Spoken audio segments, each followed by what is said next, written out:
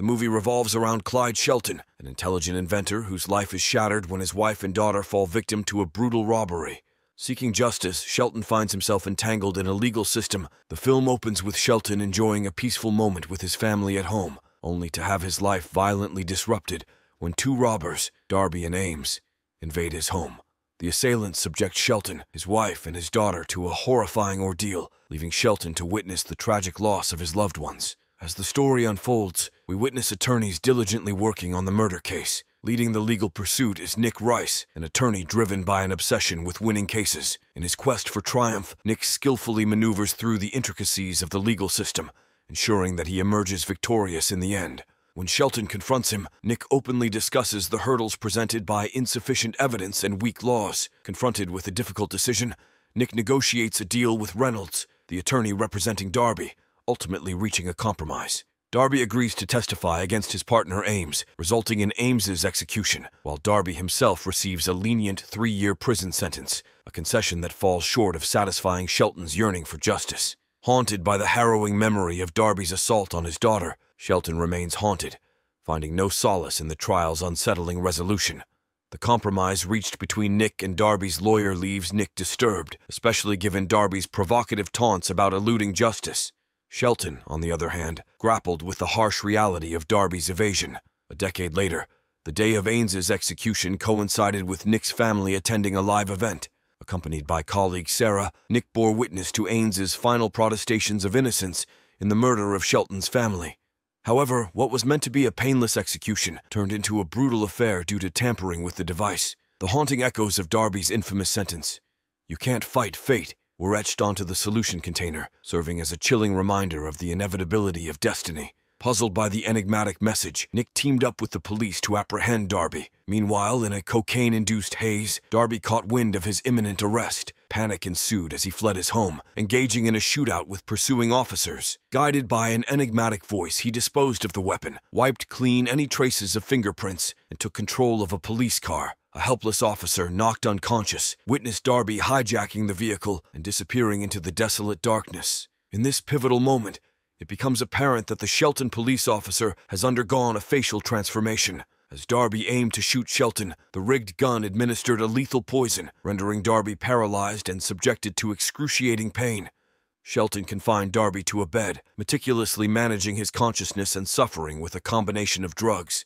Throughout the night, a poignant photo of Shelton's daughter and wife remained in Darby's line of sight, ensuring that he faced their images in his final moments. Ultimately, Shelton dismembers Darby's body. Shelton releases the police officer he had taken captive and departs the location. Detective Dunnigan discovers Darby's dissected remains, with Nick and Sarah investigating the grisly scene in a warehouse owned by Shelton. Suspicion falls on Shelton, especially considering his past as an inventor and potential involvement in creating devices linked to Darby's murder. They proceed to Shelton's residence for his arrest, and he surrenders without resistance. The following day, a postman delivers a film to Nick's daughter, containing a live performance. She urges her mother to join her in watching the movie, but her mother remains indifferent. So she begins watching the movie alone, only to realize that it is connected to Darby's murder and was sent by Shelton. Nick, in response, arranges to meet Shelton for questioning. Before the interrogation, Nick, empathizing with Shelton as a fellow father, extends congratulations. Over the years, Shelton has meticulously studied legal rules, exploiting weaknesses in the laws to reject the need for a lawyer, asserting that Nick cannot prove his guilt in court. In a surprising turn, Shelton proposes a deal to Nick, offering to confess to the murder in exchange for a better bed in prison, as advertised on TV. Nick, citing the lack of control over prison conditions, dismisses the request and leaves the meeting. Prosecutor Jonas thinks accepting the deal would have been prudent, but Nick suspects that Shelton is manipulating them. In the midst of this, Nick's wife calls, revealing that they have received a video of Darby's murder, prompting Jonas to urge Nick to reconsider the deal. During her investigation, Sarah uncovers no information about Shelton in the years since his family's tragedy. Shelton, it appears, has transferred all his assets to a company in Panama that does not share information with the U.S. government. Nick suspects that Shelton has a compelling reason to conceal his assets, prompting the need to uncover this information. As the court convenes, Nick seeks to deny Shelton's temporary release, fearing he may flee, emphasizing the lack of evidence proving his guilt. Shelton argues for the court to grant him bail, asserting that the legal rules permit it. Nick, pointing out their failed deal for Shelton to confess, presents this to the judge. The judge, reminded of the Darby and Ames case, where criminals were easily set free, becomes angered and rejects Shelton's bail request. Nick later visits Shelton, who adheres to their previous deal and confesses to killing Darby and Ames. Following the confession, as Nick prepares to leave, Shelton proposes a new deal. In exchange for his confession, Shelton requests a steak in a specific restaurant and an iPad for listening to music, claiming he has nothing else left to bargain for. Nick, troubled by the revelation, remains silent when Shelton questions the fate of Darby's attorney, Reynolds. Without a response, Nick departs from the meeting. Upon discovering that Reynolds has been missing for 3 days, Shelton asserts that Reynolds is still alive and provides them with Reynolds' address. Shelton conditions the information on the delivery of a steak at precisely 1 o'clock. Despite their efforts, they are 8 minutes late. While admonishing them for the tardiness, Shelton nonetheless gives them the geographic coordinates of Reynolds' location. Swiftly boarding a helicopter, they rush to Reynolds' residence. Simultaneously, Shelton invites his cellmate to join him for a meal. Nick and the police arrive at Reynolds' place, but it's too late. Reynolds is already dead. Shelton discreetly extracts a bone fragment left in the steak, using it to lethally dispatch his cellmate. Nick informs Detective Dunnigan that Reynolds' fate was manipulated. Shelton had rigged the air in Reynolds' location, ensuring survival only if Shelton's food arrived on time. Dunnigan, frustrated, declares that if Shelton wants to play games, they will reciprocate. Shelton is transferred to solitary confinement, where Nick confronts him. Shelton deems Reynolds deserving of death for striking a deal to save Darby, placing blame on Nick for Reynolds' demise due to the delayed delivery. He warns Nick about the importance of honoring agreements.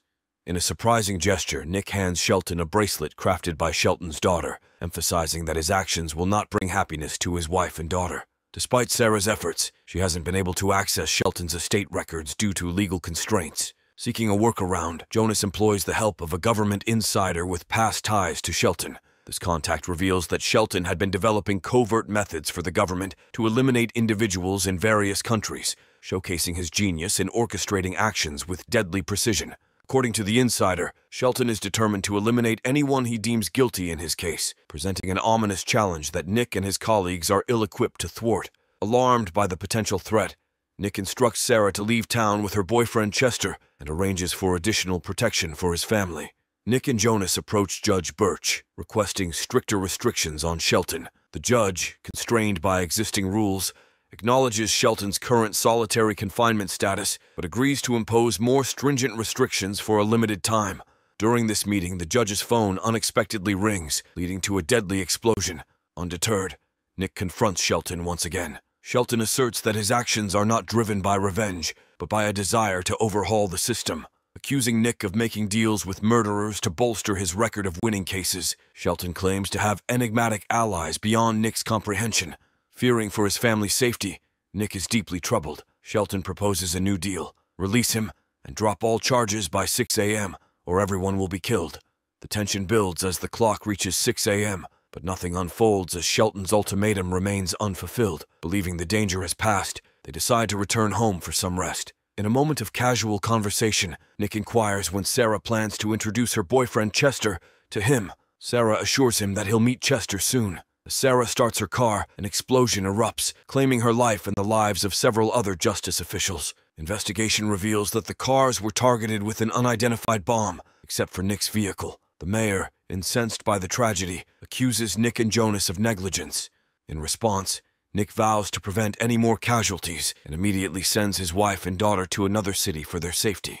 Returning home, Nick is confronted by a framed photo of him and Darby shaking hands after the court alongside Dunnigan. Fueled by anger, Nick arranges a meeting with Shelton outside the prison. He confronts Shelton, holding him responsible for the deaths of 6 innocent people. Nick defends his past decision to make a deal with Darby, arguing that without it, Darby and Ames might have walked free.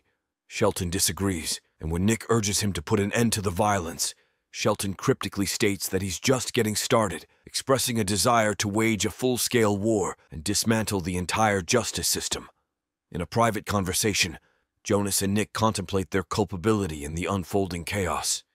Nick eventually admits that he blames himself, acknowledging that instead of reforming the justice system, he became complicit in its shortcomings. As they prepare for a press conference, an unknown assailant disables their car's electrical system with a mechanical weapon. Subsequently, shots are fired at the car carrying Jonas, resulting in his tragic death. Blaming Nick for the loss, the mayor refuses Nick's resignation and appoints him as Jonas's replacement. During the turmoil, Nick receives an email from Chester, Sarah's boyfriend, containing Shelton's financial information. Nick cross-references this data with the industrial estate sold over the past decade, leading them to discover Shelton's hidden assets.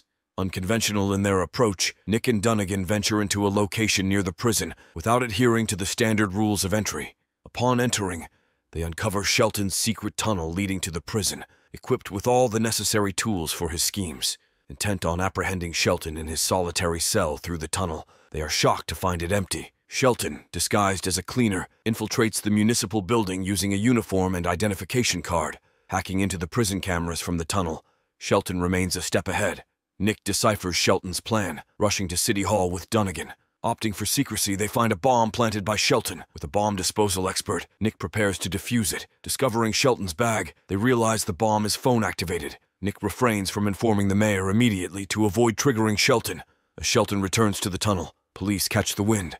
Though Shelton retreats to solitary confinement, Nick awaits. Imploring Shelton to cease, Nick rejects a new deal. Acknowledging the system's flaws, Nick refuses to negotiate with killers. Shelton insists on a final task, unveiling a chilling climax to their cat-and-mouse game. Cue dramatic music, and Shelton dials the phone connected to the bomb. In a surprising twist, it's revealed that Nick has secretly placed the bomb under Shelton's bed. Swiftly, Nick and Dunnigan lock the cell doors and make a hasty escape. The bomb explodes, claiming Shelton's life and bringing the story to its conclusion.